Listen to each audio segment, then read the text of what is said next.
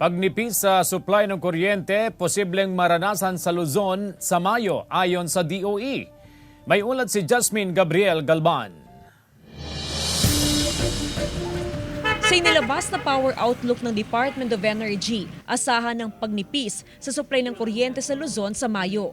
Pinaghahanda na ng DOE ang iba't ibang electric cooperative at corporation. May mga araw sa May na magkakaroon ng yellow at saka red alerts. Pinakita nila to para gawan ng solusyon.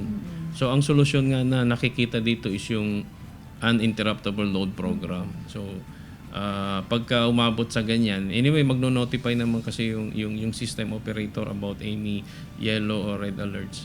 Ngayon pa lang, nag-abiso na ang DECORP sa mga electric consumer, lalo pat nararanasan ang pagtaas sa demand sa supply ng kuryente. Karaniwang umaabot sa 80 megawatts ang demand sa supply ng kuryente kada araw.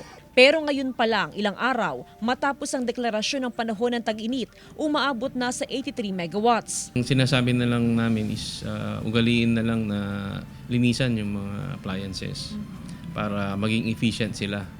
So, kasi nakaka-apekto yon doon sa kanilang pagkonsumo.